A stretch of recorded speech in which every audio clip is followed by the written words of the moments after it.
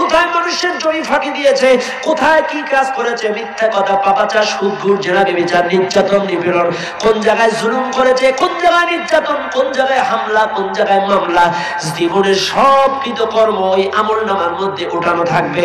এইবার বান্দার হাতে যখন উঠায় দিয়ে আল্লাহ বলবে পড়ো, এইবার ওই কিছু 2 নম্বর চিটার বাটপার বান্দা থাকবে। ও দুনিয়ার মানুষ, ভালো করে লক্ষ্য করবেন, আল্লাহ যখন বলবেন পড়ো তোমার আমলনামা, এইবার কিছু কিছু মানুষ আছে হাতের 5টা আঙ্গুল কিন্তু সমান হয়, আছে। এই দুনিয়ার মানুষ সবাই কিন্তু সমান হবে না।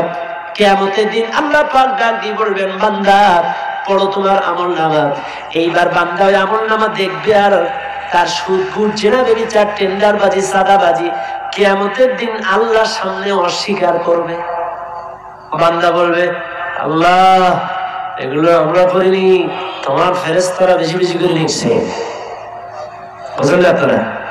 কিছু কিছু মানুষ আছে ওদের দুনিয়ার ওই বদ অভ্যাসটা দুনিয়ায় থাকবে, দুনিয়ায় যে করেছিল বদ অভ্যাস, এই বদ অভ্যাস গুলো কিয়ামতের দিনও যাবে না। ওরা ওই আমলনামা দেখে সুদ, ঘুষ, টেন্ডারবাজি, সাদাবাজি, মিথ্যা কথা, সুদ, ঘুষ, জেনা, ব্যভিচার সব 2 নম্বরই গুলো আল্লাহর সামনে অস্বীকার করে বলবে আল্লাহ এগুলো আমরা করিনি, তোমার ফেরেশতারা বেশি বেশি লিখছে। আল্লাহকে ধমক দেবে। কত বড় স্পর্ধা মানুষের। এই 4th নম্বর সেকশনে এই মানুষগুলা 2 নম্বর বান্দাগুলা আল্লাহকে ধমক দেবে। আর এর প্রমাণ তিরমিজি শরীফের হাদিস।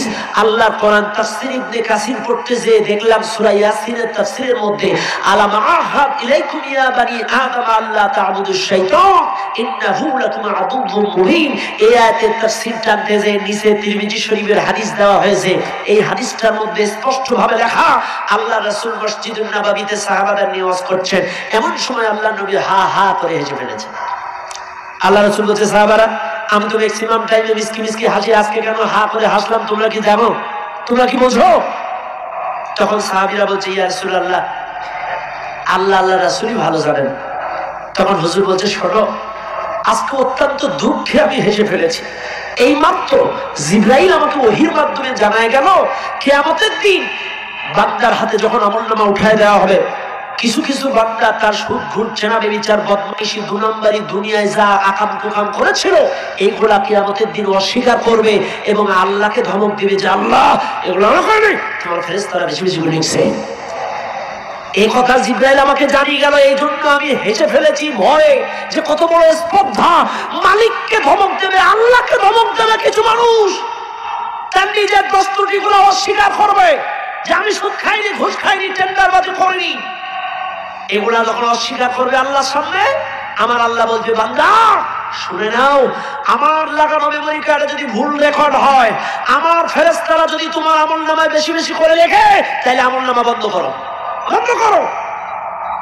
আল্লাহ পাক এমন ডাক দিয়ে বলবেন আমার ফেরেশতারা যদি বেশি বেশি করে লেখেন, আর মেমোরি কার্ডে যদি ভিডিও রেকর্ডটা যদি ভুল হয়, আল্লাহ পাক এবার ডাক দিয়ে বলবেন আসো আমি এইবার বাস্তবে প্রমাণ দেই। আল্লাহ বলবেন আল-ইয়াউমা নাখতিমু আলা আফওয়াহিহিম ওয়া তুকাল্লিমুনা আইদিহিম ওয়া তাশহাদু আরজুলুহুম বিমা কানু ইয়াকসিবুন। আল্লাহু আকবার।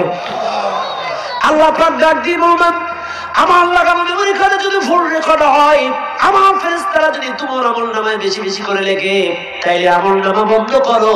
এবার আমি আল্লাহ তোমার মুখের মধ্যে মোহর মেরে দিলাম।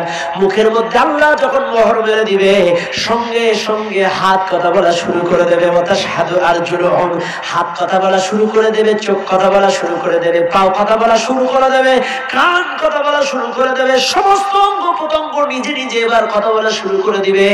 আল্লাহ মুখটা বন্ধ করে দেওয়ার সঙ্গে সঙ্গে হাত নিজে নিজে বলবে আল্লাহ এক এক সিগনেচারে 20,000 করে ঘুষ খাইছিল।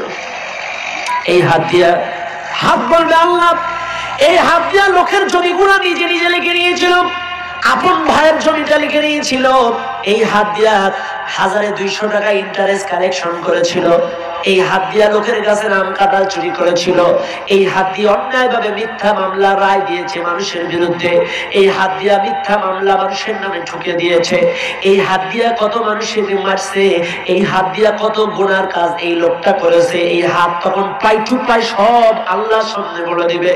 এই চোখ সেদিন আল্লাহর সামনে বলে দিবে, আল্লাহ অমুক জায়গায় ওই ব্রিজের কোনায় মসজিদের সামনে একটা তাফসীর মাহফিল হয়েছিল, তোমার এই বান্দা গোলাম কোরআনের তাফসীর শুনে নাই, চোখ দিয়া দেখে নাই, কোরআনের দিকে আলেম ওলামার দিকে তাকায়া তাফসীরটা শুনে নাই, কিন্তু যখন ফার্স্ট 31st নাইটে 14ই ফেব্রুয়ারি পহেলা বৈশাখে সারাটা রাত গান বাজনা হয়েছিল, বদমাইশটা এই চোখ দিয়া তাকায়া তাকায়া দেখছে, ল্যাপমোড়ায় দেয়া ইউটিউব, ফেসবুক, ইউটিউব, ইন্টারনেট দেখছে, আমল তাবল জিনিস দেখছে।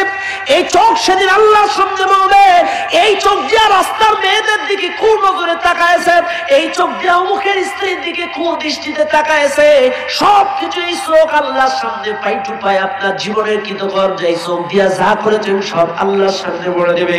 এই কান সেদিন আল্লাহর সামনে বলে দেবে, আল্লাহ এই কান দিয়া কত খারাপ জিনিস শুনছে, এই কান দিয়া কত মানুষের সাথে, কত মেয়ের সাথে অবৈধ কথাবার্তা কান দিয়া শুনছে, এই গাল দিয়া বলছে।